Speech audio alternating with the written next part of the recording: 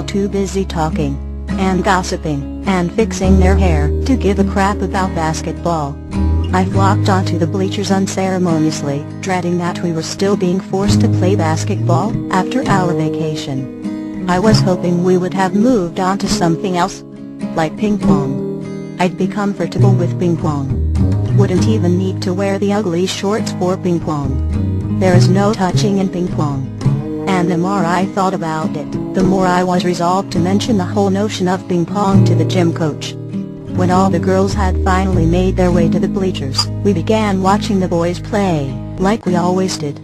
It was so boring. My options were to either listen to all the gossip going on around me, which I was trying my best to block out since the last incident, or watch the sweaty bulging males dribble a ball across the floor and knock each other down. Swan. I heard the gym coach's yell resonate around the acoustics of the gym. I snapped my head up to meet the coach's stare as I was waved over from across the gym. I furrowed my brows, wondering what I was needed for. I was endlessly worried that I was going to be reprimanded for my hoodie. I was wondering if I could get Dr. Cullen to write me some kind of doctor's note as I stepped down the seats of the bleachers to the floor. I hesitated as I reached the edge of it, biting my lip anxiously at the game going on in the middle, but kept going, deciding that the reprimand would only be worse if I were to waste my time walking around the gym floor instead of across it. I kept my head down, shrouding myself with my hair, and struggling to block out all the guys on the gym floor that I was sure to pass. I could see my reflection in the wooden floor as I walked. I stared down at myself and kept the fuzzy eye contact, feeling utterly ridiculous for doing something so weird. I could hear the screeching of the shoes against the floor, and the dribbling of basketballs as I cringed past the game going on. And the dribbling was getting closer. Too close. I lifted my head slightly, breaking my own eye contact from the shiny floor, and froze in horror. It was like slow motion as I stood in the middle of the floor. James Morris was running right towards me with his head turned, dribbling the basketball. And he was too close for me to do anything. He spun his blonde head around just in time to see my horror-stricken face as the elbow of the arm dribbling the ball contacted my face with a blinding force. My vision turned white with the hit, as a searing pain shot up my nose.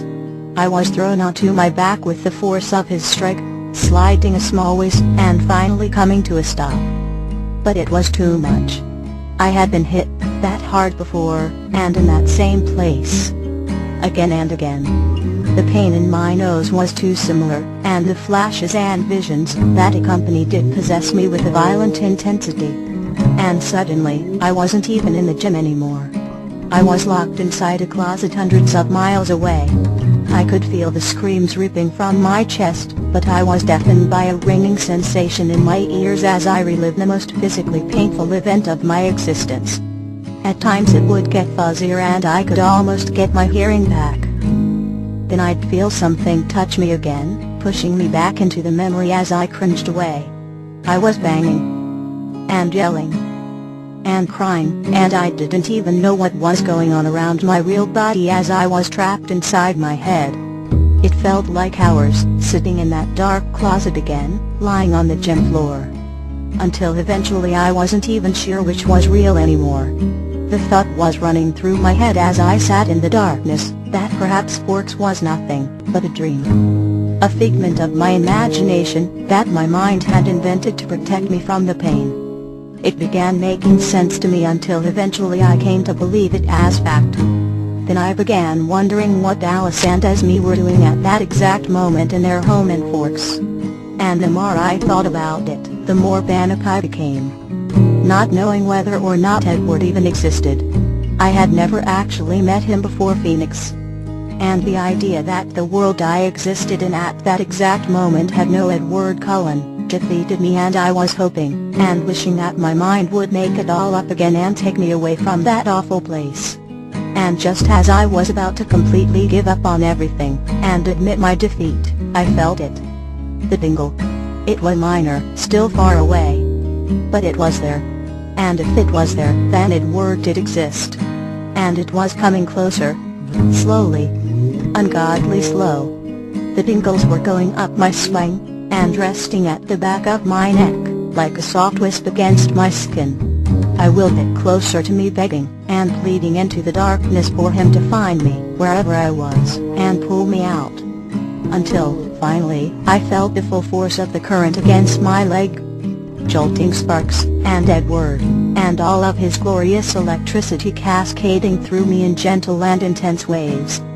The closet was shaking and shuddering from my vision, blurring into a dark buzz as I was lifted into the air. And as I was lowered back down, the ringing in my ears was subsiding into a soft buzz. And then suddenly I could feel my other body again. I was trying to fight back the feeling inside of me that was screaming that it might not be real. And then I could feel it against my cheek. The warm current flowing softly into my face, and lulling me out of the dark closet. Until I realized that it wouldn't be dark anymore if I just opened my eyes. So I did. Black, white, bronze, green. It was like a slap in the face, and a hug around my heart all at the same time. Edward. He was an angel. My angel. And he really did exist. I fought back harder against the darkness that was tugging me back as I gazed into his intense yet gentle green eyes. They were shining right into mine, burning and passionate and fierce. I didn't move my gaze from his until he leaned over me and put his lips on my forehead softly. The rush of current it brought granted me hearing. And I could only hear me. I let out a deep breath to bite back the sobs as he leaned back up and connected his gaze with mine once again, never ceasing his stroking of my cheek. I swam in his green eyes as I battled harder to regain this reality. And then eventually I could really feel everything. My aching nose and sore muscles and my lungs were burning as I gasped for air. I tried a hand to see if I could lift it, but I could only barely move it. So I continued gazing into his green eyes, occasionally testing my arms and waiting to regain function of them. Until finally I could lift my hand.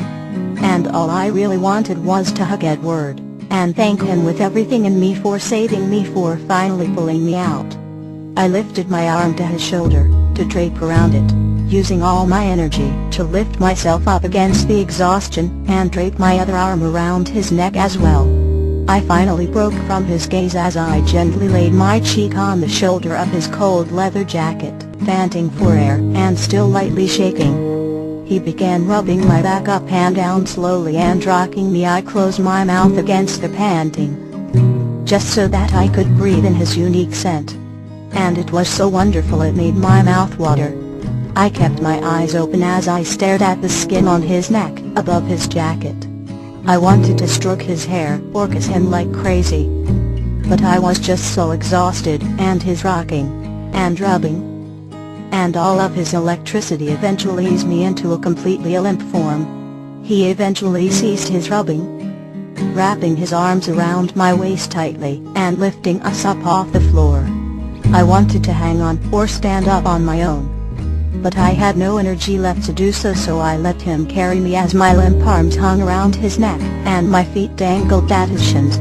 I couldn't see what happened when he turned around, but I could feel him stiffen. That's when the realization hit me that we were still in school, and most likely not alone in the gym. I let my eyelids flutter closed and was unable to flinch at the pain it caused. Edward broke the most crucial silent rule he had